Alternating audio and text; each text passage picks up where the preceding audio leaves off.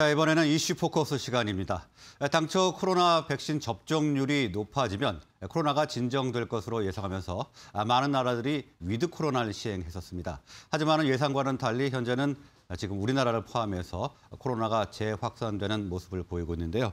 오늘은 코로나가 케미칼과 항공 등 경기 업종에 미친 영향을 분석해보고 또 이 코로나 치료제가 경공 치료제가 이 코로나 경기 민감주에 대해서 주가를 변화할 수 있을지 알아보는 시간 갖도록 하겠습니다. 케미컬 에너지 투자자문의 차홍선 대표, 조성기 고문, 강혜경 고문 나오셨습니다. 어서 오십시오. 예, 안녕하십니까? 안녕하십니까? 네.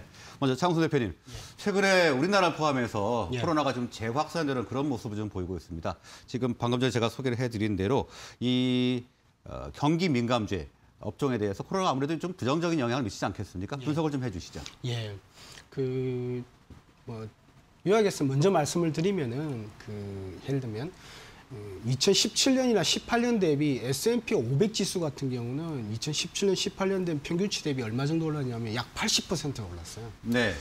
그리고 지금 우리 코스피 지수조차도 평균적으로 보면은 한 30%, 25% 정도 올랐거든요. 25에서 30 정도 올랐기 때문에 평균적으로 2017년에서 18년 대비 지금 현재 지수가 떨어졌다고는 하지만 올랐는데 결론적으로 말씀드리면 코로나 확진자가 떨어지지 않으면서 55만 명대에서 떨어지지 않고 있는데 떨어지지 않으면서 2017년, 18년을 회복하지 못한 지수가 예를 들면 케미칼이라는 대표적으로 항공 쪽이다. 그래서 케미칼 같은 경우는 그냥 이렇게 한국 ETF 화학 업종도 많거든요. 그런 쪽이라든지 항공이라든지 이쪽으로 보시는 것도 괜찮겠다 보이고요. 그림을 한번 보시겠습니다.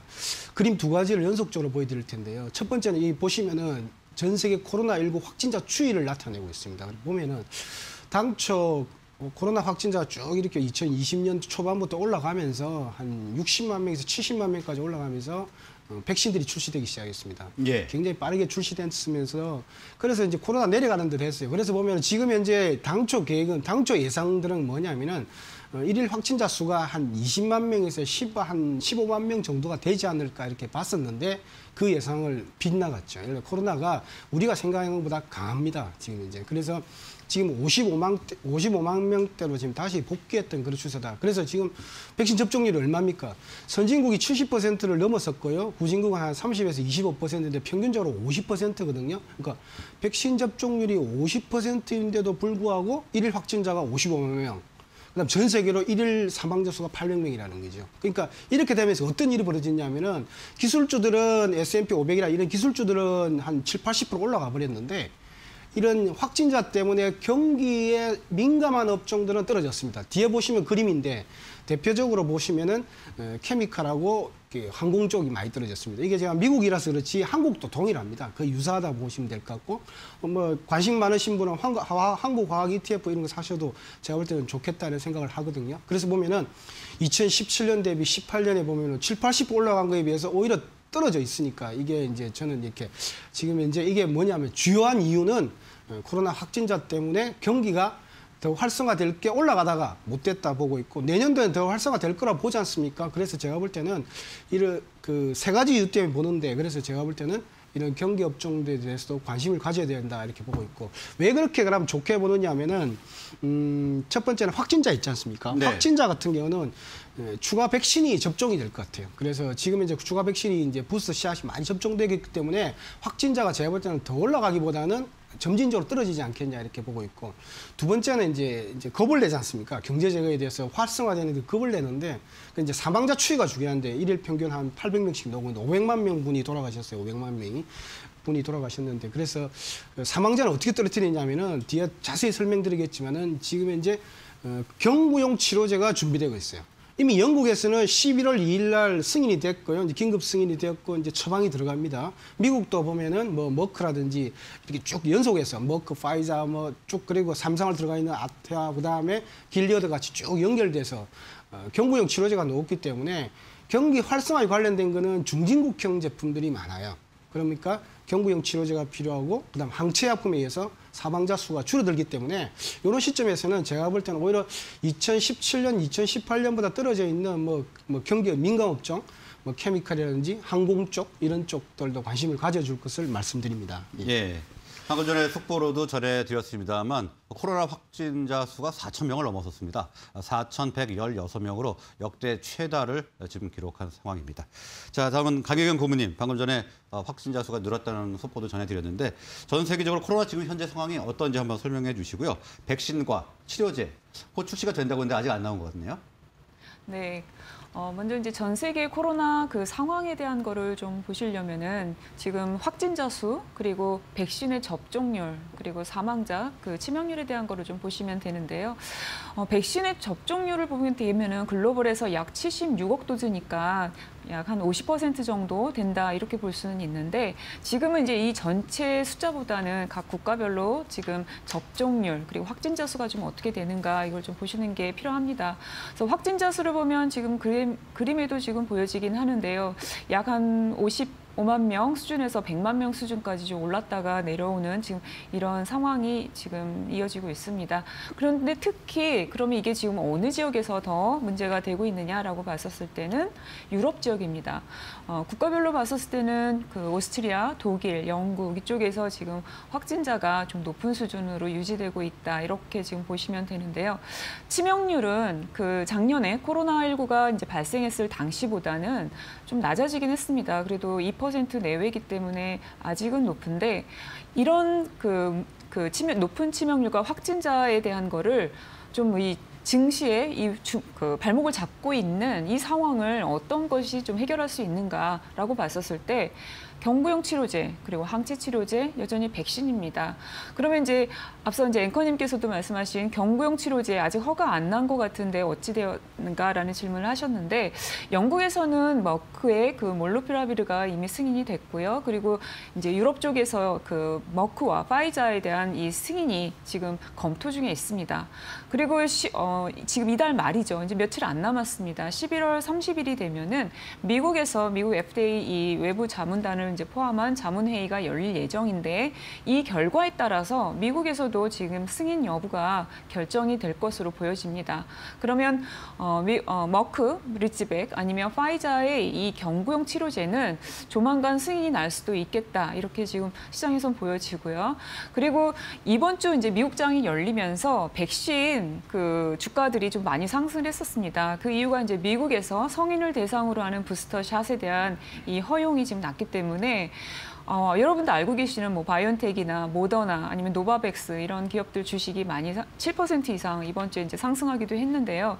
이렇게 이제 좀 도움을 줄 수 있는 것들이 있고, 그럼 경구용 치료제에서는 글로벌에서 좀 또 많은 약들이 개발되고 있지만 사파전입니다. 머크 리츠백, 그리고 화이자, 아테아, 그리고 길리어드입니다. 여러분 이제 길리어드는 렘데시비르에서 작년에 좀 기억이 좀 나실 텐데 이 치료제가 지금 경구용으로 초기 임상이긴 하지만 임상이 진행되고 있고요. 또 이제 앞서 설명한 아테아 같은 경우는 최근에 임상 이상에 대한 결과를 발표했었다라고 이데일리 TV에서도 말씀을 드렸는데 이제 더 업데이트된 내용은 이제 3상에 대한 임상 설계를 이제 좀 바꾸는 거죠.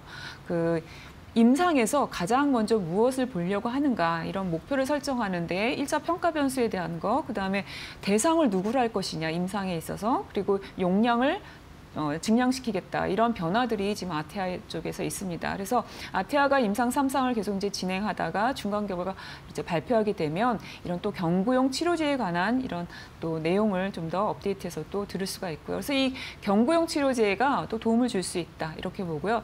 그다음에 항체 치료제인데 글로벌에서는 지금 작년부터 이제 승인을 받고 쓰이고 있는 약이 루슈리제노론의 이 항체 치료제입니다. 글로벌 시장에서 이제 이 매출액을 전망하기로는 약 7조 원 이상 올해 매출액이 될 것이다. 이렇게 지금 시장에서는 전망을 하고 있습니다.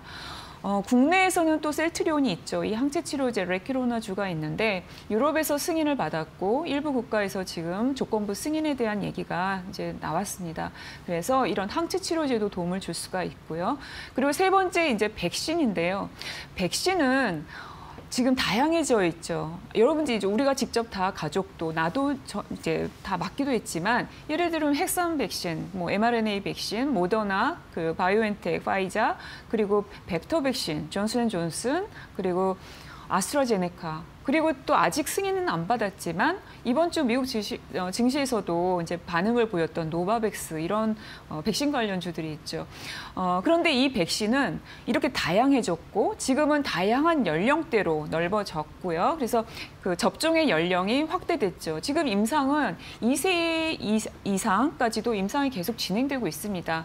그래서 어린 아이들까지 백신은 계속 이제 폭넓게 접종할 수 있는 걸로 되고 있고요.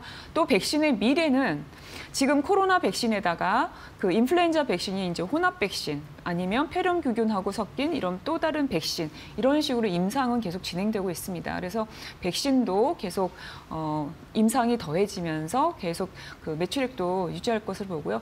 백신의 매출액을 총 합을 보게 되면은 올해 같은 경우는 약 60조 원 이상 글로벌 전체입니다. 그리고 2023년이면은 약 30조 원, 그리고 2025년이면은 약 20조 원 이상 이렇게 매출액을 전망합니다. 그래서 경구용 치료제, 항체 치료제, 백신이 도움을 줄 수 있다 이렇게 보고 있습니다.